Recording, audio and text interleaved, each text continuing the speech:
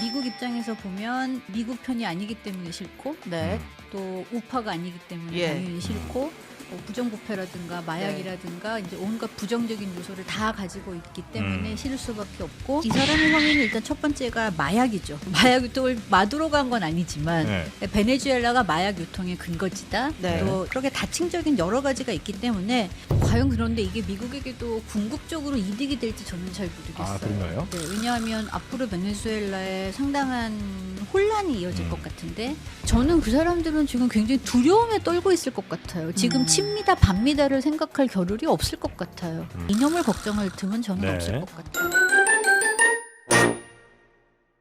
네, 그럼 이번 시간에는 특별히 지난 주말 사이에 있었던 그 긴급하게 발생한 일 관련해서 남미 전문가 모시고 베네수엘라 이야기 좀 더 자세히 여쭤보도록 하겠습니다. 서울대 아시아연구소 민원정 연구원님 어서 오십시오. 네, 안녕하십니까. 네, 반갑습니다. 일단 뉴스는 뭐 많이들 보셨을 것 같은데 그래도 간략하게만 한번 정리를 좀 해주신다면 우리 사태 자체가 간략합니다. 그렇죠. 1월 3일에 네, 트럼프 대통령이 작전 지시를 내렸죠. 네, 마두로 잡아와라 라고 해서 미군이 베네수엘라의 수도 카라카스에 전격 진입을 했고 예, 3시간 만에 자기 안전가옥에서 자고 있던 마두로를 생포 뉴욕으로 압송을 했습니다. 진짜 21세기에 참 믿기 어려운 일이 발생한 건데 일단 마두로란 사람은 이 트럼프가 왜 이렇게 싫어하는지 그리고 어떤 사람인지 좀 간략하게 좀 얘기해 주신다면요. 마두로는 트럼프가 싫어할 수밖에 없는 사람이죠. 이제 우리가 뭐 여러 측면에서 볼 수 있다면 네. 일단 미국 입장에서 보면 미국 편이 아니기 때문에 싫고, 네. 또 우파가 아니기 때문에 예. 당연히 싫고, 또 부정부패라든가 마약이라든가 이제 온갖 부정적인 요소를 다 가지고 있기 때문에 싫을 수밖에 없고, 차베스의 후계자 정도 될까요? 차베스의 후계자이면서 약간 카리스마는 차베스보다 떨어지고, 떨어지는. 네, 그리고 이제 미국 입장에서는 늘 이 아메리카 대륙이 다 민주주의 나라여야 한다는 이상을 가지고 있는데, 네. 네. 이게 꼭 우리의 인연 같지는 않아도 이 마두로 입장에서는 그러니까 트럼프 입장에서는 무언가 사회주의 노선을 따르는 것도 일단 미국의 입장에 맞지 않고, 네. 또 미국의 마음대로 할 수 없다는 것도 미국의 입장에는 적합하지 않은 인물이고, 또 이제 뭐 최근에는 부정선거, 인권 문제 뭐 여러 가지 문제가 있기 때문에 네. 구실을 잡을 게 굉장히 많죠. 네. 이게 명시적으로 이 사람이 잡혀간 그러니까 미국에서 이 사람의 혐의를 둔 거는 뭡니까? 이 사람의 혐의는 일단 첫 번째가 마약이죠. 네. 네, 마약 또 마약 유통을 이 사람이 했다는 거예요? 마약 유통을 마두로가 한 건 아니지만 네. 베네수엘라가 마약 유통의 근거지다. 네. 또 이 베네수엘라를 통해서 카리브해로 넘어가는 마약을 베네수엘라가 하고 있다. 예. 그렇게 다층적인 여러 가지가 있기 때문에 어느 하나를 가지고 뭐 예를 들면 지금 근데 현재 미국도 똑같이 지금 체포 납치를 똑같이 했기 때문에 네. 그래서 이게 나중에는 누구 잘못인가 뭐 말하기는 굉장히 힘들지 않을까요? 알겠습니다. 현상금이 한 725억 걸려 있었대요. 마약 그 전부터 밀매, 걸려 있었죠. 그리고 돈 세탁 혐의라고 하면서. 근데 네. 그렇다고 해서 어쨌든 선출된이라고 말하면 안 돼요? 모르겠지만 아무튼 선출은 선출된 있지만 또 여러 또 네. 부정부패도 있었고 뭐 여러 말이 많았으나 있는 하나의 주권 국가의 네. 대통령을 지금 이제 밤에 가서 체포를 하는 나중에 이제 문제가 거잖아요. 되겠죠. 네. 체포 과정에서도 한 80명 정도 예, 사상자가 사망했다는 네. 그런 소식도 좀 들었습니다만 네.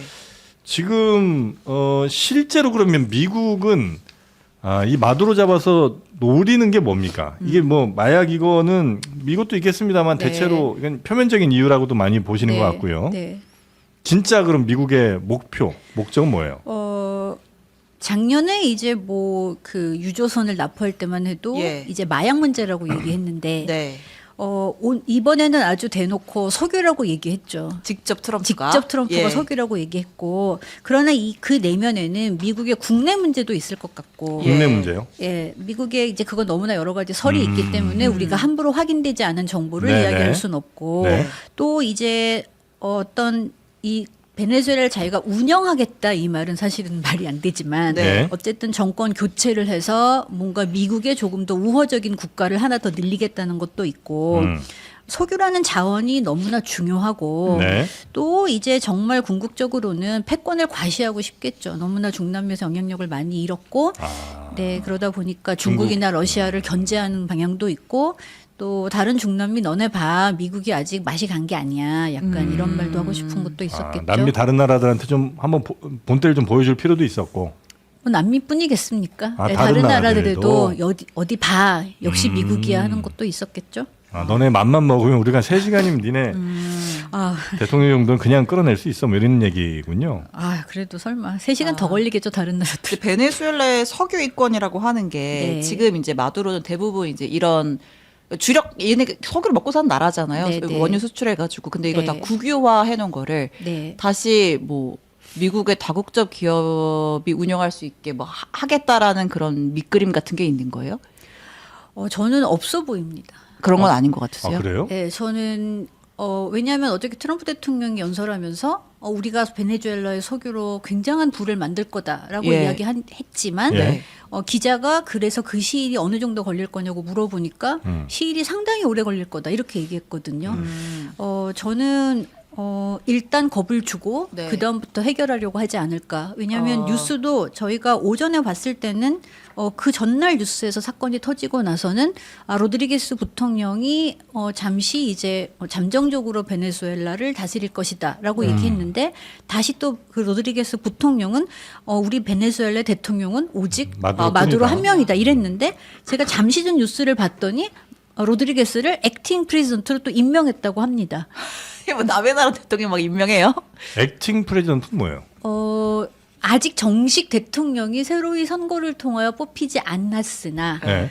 실질적인 대통령직을 수행하게끔 하겠다. 대통령 권한대행 같은 느낌. 그렇죠. 네. 그래서 이게 지금 이 방향이 어디로 갈지 저는 이게 사실 더 무서워요. 왜냐하면 네. 구체적인 계획이 뭐 플랜 A, B, C, D가 있지 않은 상태에서 어디로 튈지 모르기 때문에 사실 전쟁이 설마 했는데 정말 전쟁이 났고 네. 그래서 계획이 없는 게 저는 더 무서워요. 네. 그래서 지금 현재 베네수엘라가 어느 길로 갈지도 지금까지 상황으로는 알 수가 없는 네, 상황인 거고 네, 또 트럼프가 네. 어떤 돌발적인 판단을 할지도 네. 지금 모르겠다. 왜냐하면 베네수엘라를 공격하고 마두로를 체포하는 이유도 이렇게 우리가 그 순차적으로 뉴스를 보면 계속 바뀌고 있어요.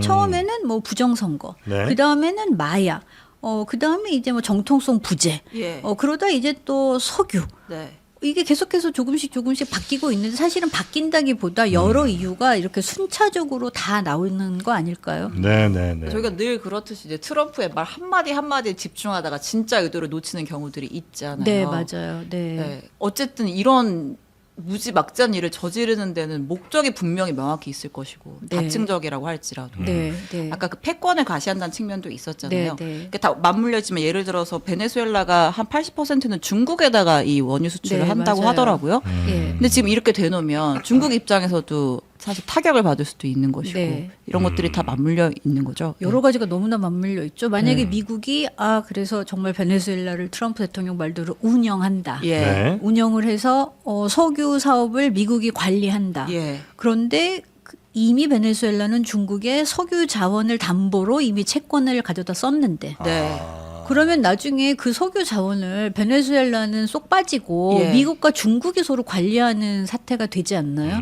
저는 이게 중남미의 모든 역사에서 계속해서 반복되는 사건이 사실 이제 미국이 중남미의 뭐 군부 독재나 이런 데 개입했던 것은 20세기 말에 네. 다 충분히 끝났다고 생각했는데 이제 그런 역사가 21세기에 다시 재편되고 있는 거죠. 남미의 많은 나라들의 그 대통령이나 이런 사람들, 총리나 이런 사람들 미국이 정보기관 등등을 동원해 갖고 많이 갈아치우거나 한 적이 그게 좀 이제 있죠? 다 20세기 말에 다 끝난 일이라고 생각했고 그때 한창 이제 뭐 해방신학이나 종속인효이나 이런 것들이 한국의 민주화운동과 맞물려서 한국에서도 많이 사회학자분들이 연구를 하고 네. 이제 실제로는 오늘날은 그렇게 뭐 관심이 없다기보다는 관심이 덜한 일이었는데 이제 이런 일이 벌어질 건 몰랐죠. 네. 자, 그래서 지금 어쨌든 누가 이번 일로 가장 이익을 보고 손해를 봤냐를 만약에 따져보면 네. 의도가 조금 더 잘 보이지 않을까 싶은데 미국은 꽤나 성공적으로 작전을 수행한 셈이죠. 과연 그런데 이게 미국에게도 궁극적으로 이득이 될지 저는 잘 모르겠어요. 아, 그런가요? 네, 왜냐하면 앞으로 베네수엘라에 상당한 혼란이 이어질 것 같은데 우리가 역사적으로 봐도 미국이 개입해서 예전에 뭐 IT를 지배하거나 네. 뭐 파나마 일에 개입하거나 해서 결국은 그 나라들이 평화를 얻고 나라가 질서를 찾고 잘 살게 되지 않았잖아요. 네. 그렇다면 모든 일은 베네수엘라에서 벌어지고 있는데 결국은 자원 문제도 미국과 중국 손아귀에서 놀아나게 될 가능성이 굉장히 크고 또 베네수엘라는 국내적으로 굉장히 혼란을 겪게 될 거고 근데 사실은 우리가 이렇게 아직 벌어지지 않은 일에 대해서 예측을 하는 것만큼 위험한 일은 없는 것 같아요. 무슨 일이 벌어질지 모르기 때문에 네. 그러나 무언가 혼란이 벌어질 건 확실하고 예를 들면 중남미 국가 중에서도 지금 베네수엘라 이 난민 뭐 불법 합법 이민자들이 800만 명 이상이 지금 중남미 곳곳에 있는데 제가 오늘 아침 오전 뉴스를 봤더니 네. 페루하고 아르헨티나에서 이제 베네수엘라 사람들 입국 금지 조치를 아. 발빠르게 내렸더라고요. 네. 그 얘기는 이제 다시 베네수엘라에서 더 많은 사람들이 혼란기에 뭐 탈출을 할 텐데 네.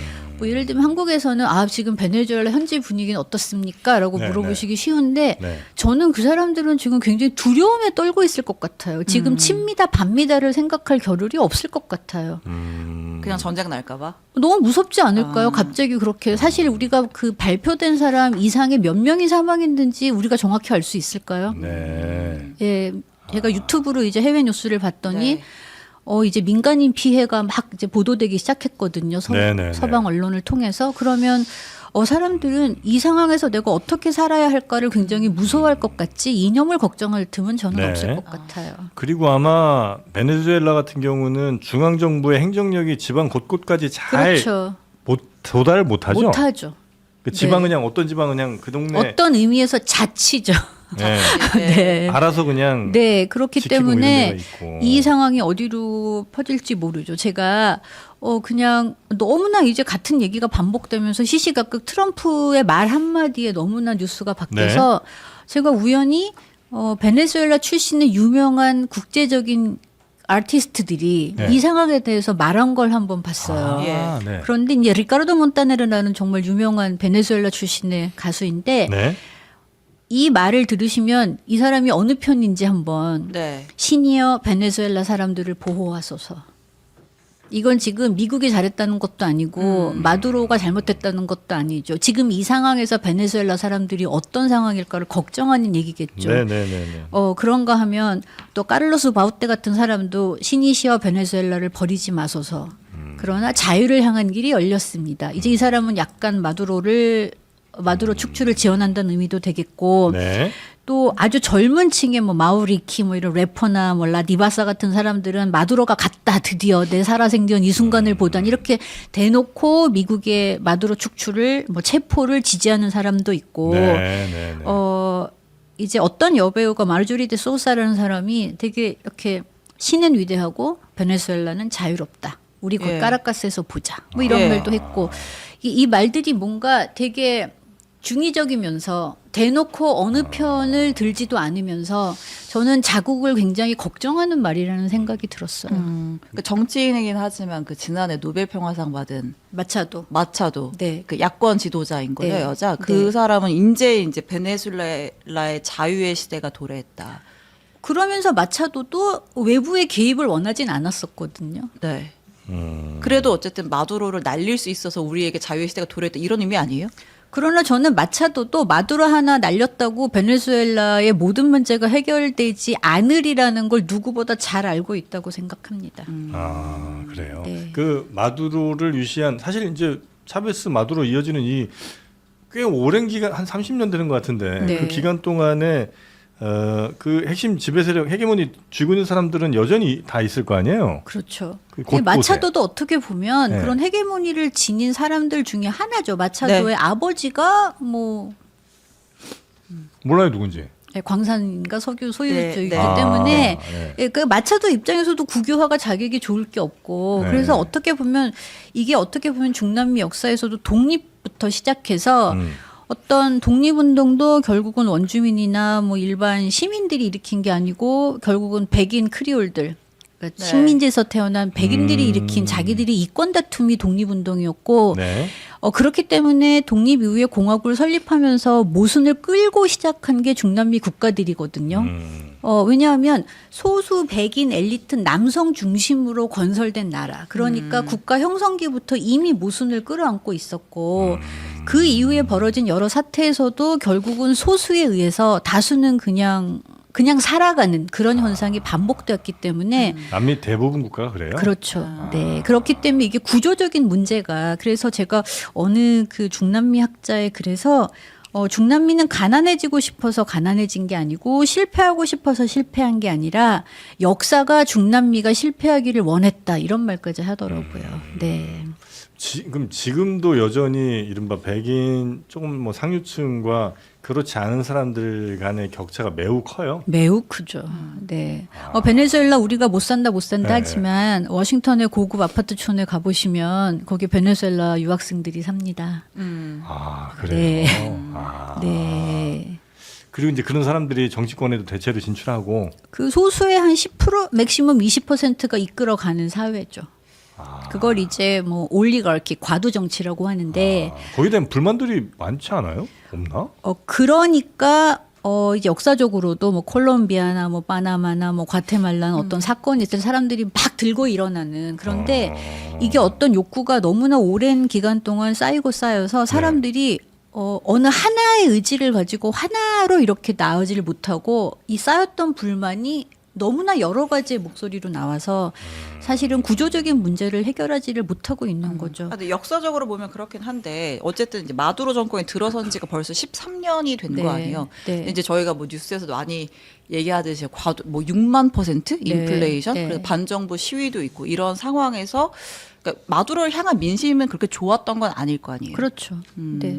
도망가잖아요. 그래서 네. 미국으로 가다가 사실 뭐 멕시코와 미국의 국경에서 코요테 행렬은 정작 멕시코 사람들이 아니라 이 베네수엘라, 콜롬비아 남쪽에서 이 올라간 파나마의 사람들. 다리안 정글을 통해서 올라가느냐 네. 아니면 이제 언어가 통하고 좀 문화적으로 가까운 남미로 내려가느냐 이 내려가는 길에서 이제 미국이 더 문을 닫으면 더 남미로 내려오고 그러니까 지금 페루하고 아르헨티나가 바로 지금 국경 봉쇄를 한 것도 네. 이 이제 얼마나 베네수엘라가 혼돈에 빠질 것인지를 바로 알고 입국을 막은 거죠. 네. 네. 그러면 상당 기간 앞으로 베네수엘라는 지금도 사실 굉장히 힘들다 얘기를 많이 들었잖아요. 네, 지난 네. 몇 년 동안.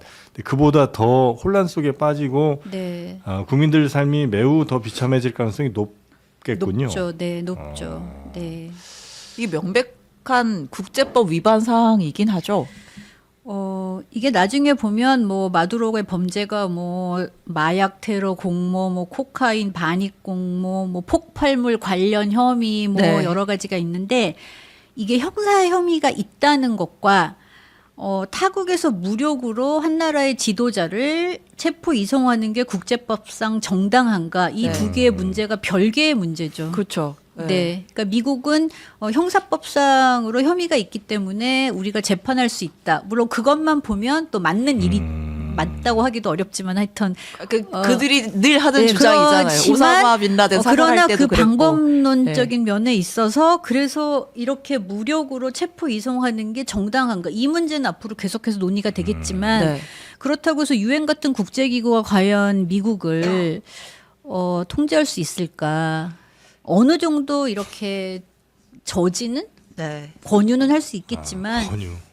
다른 나라들이 뭐 이런 비슷한 잘못하면 어쨌든 무슨 돈 오고 가는 걸 막는다든지 그쵸, 제재를 네. 하잖아요. 네. 그래서 뭐 외환 무슨 동결시키고 뭐 이런 거 하잖아요. 네. 근데 미국이 이럴 때 그거 할 수 있는 나라가 없죠. 없죠. 그리고 그러니 법이 중남미 무슨 의미가 있어요? 네 그리고 중남미 나라들도 네. 지금 그 중남미 대부분의 국가의 최대 교역국이 중국인데 예. 미국이 이러네 눈치를 봐야겠네 네. 한다고 해서 음. 중국하고 교역을 끊을 수는 없잖아요. 네. 네. 네. 그 지금, 상황이 어떻게 되는 거죠? 네. 지금 제일 세게 목소리 내고 유엔 안보리 소집하자 하는 게 이제 중국이랑 러시아인데 만약에 이것도 그냥 규탄의 목소리만 나고 넘어간다면 오히려 저는 중국에서 그래? 그럼 우리가 대만 침공해도 상관 전혀 없지? 이렇게 나올 수도 있을 것 전 같아요. 말하기가 두려워요. 네, 왜냐하면 진짜 그럴 것 같아서. 제가 저는 사건이 나기 전에 어떤 방송에서 네. 트럼프니까 진짜 전쟁하면 어떻게 하지 이 말을 했다. 정말 저는 이게 이렇게 될 줄 몰라서 네. 그런데 이제 실제로 보면 그 베네수엘라 내에서도 분명히 여러 갈등이 존재할 것이기 때문에 왜냐하면 어저께까지만 해도 제가 밤에 한 12시 넘었거든요. 뉴스를 볼 때만 해도 뭐 거리에 나와서 환호를 한다거나 이렇게 봤는데 네. 해외에 사는 베네수엘라 사람들이 우리에게 드디어 자유가 왔다라고 했는데 이제 시간이 지나면서 그 반대쪽으로 나서 시위를 하는 사람들도 보이고 제가 이 방송 들어오기 전에 이제 뉴스를 봤더니 베네수엘라 내부에서도 울면서 이건 안 된다고 또 항의를 하는 사람들이 나타났고 네. 우리가 지금 모르는 게 너무 많아서 이제 실질적으로 그 베네수엘라 내부에서도 마두로를 중심으로 딱 뭉쳐있던 나라가 아니기 때문에 앞으로 군이나 정보나 치안을 누가 관장할 것인가 네. 또 석유나 항만 같은 핵심 인프라는 누가 장악할 것인가 이러면서 이제 어떤 헌정적인 정통성과 네. 사실상의 통제력이 맞부딪히는 순간이 분명히 오겠죠. 그게 엇갈리는 구간이.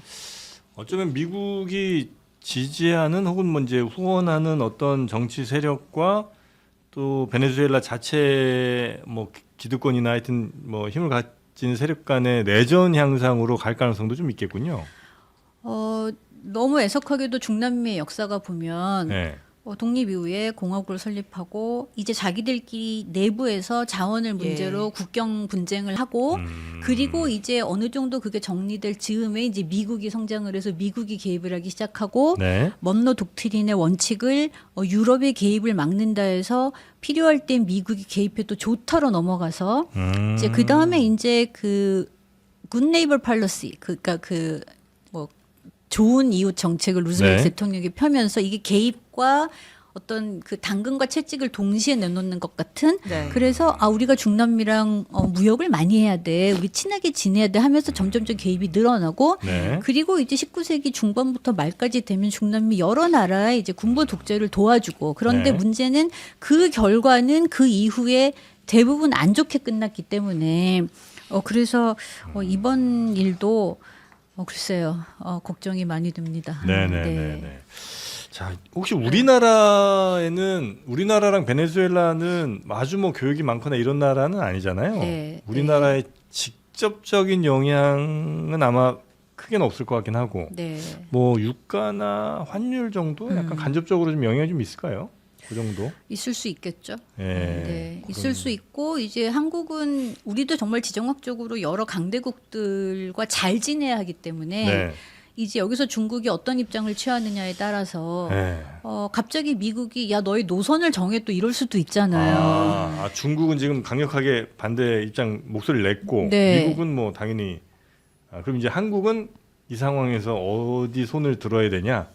저는 손을 아무데도 손을 들면 안 된다고 저는 생각합니다. 네. 네, 정말 잘 하시리라고 믿습니다. 아, 네, 손 안 들어야 되는데 네. 이게 또 선택을 강요받는 경우들도 종종 우리 또 네, 그래서 있으니까. 이게 우리랑 뭐 베네수엘라가 멀리 있어서 상관이 없다고 하지만 상관이 없지 않죠. 왜냐하면 지금 미국이 다시 미국 중심의 어떤 세계 패권을 중국에 많이 넘어갈 것 같지만 아니잖아라는 걸 지금 보여주고 싶어하기 때문에 네.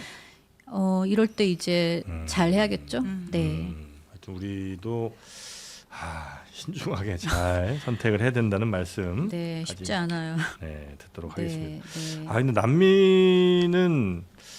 남미도 참 잘 살던 때들이 좀 있었을 것 같긴 한데. 이제 뭐 아르헨티나도 이 아르헨티나. 1910년대 그때 이제 근데 보면 이게 아르헨티나도 뭐 밀하고 소고기를 유럽에 수출해서 네. 한때 세계 5대 10대 부국이 되었다가 이제 경제 공황이 오면서 1차 세계 대전으로 타격을 받고 이제 세계 대공황이 오면서 타격을 받고 그다음 세계 제2차 세계 대전으로 타격을 받고 너무나 이게 자원 의존적인 수출을 하다 보니까 물론 남미 국가들도 수입 대체 산업화를 하기 위해서 노력을 했지만 그게 대부분 실패로 끝났고 어떻게 보면 역사적으로 어떤 변기난점이 있을 때마다 그런 국제 정세 영향을 받을 수밖에 없는데 이제 중남미 역사를 보면 외부가 특히 미국 같이 정권을 설계하고 자원 개발을 주도한다. 그런데 그 나라의 국가 역량이 그 사이에 회복이 된다면 좋겠지만 네. 그 사이에 국가 역량이 회복되지 못하면 이제 빈곤과 뭐 이주가 구조적으로 계속 반복되는 게 지금 베네수엘라 같은 경우죠. 그러면 이제 장기적인 안정이 더 어려워질 수밖에 없기 때문에 이게 정말 누구에게 지속 가능한 해법인가라는 질문을 우리가 할 수밖에 없죠. 네네. 네. 남미에서도 좀 뭐랄까 이렇게 좀 롤모델이 될 만한 좀 모범 국가 내지는 정말 잘 시스템 관리 잘 되고 네. 뭐 그런 안정적인 나라가 그나마 칠레? 그래요. 그런데 다른 중남미 국가들이 칠레를 모범 국가로 생각하지 않을걸요?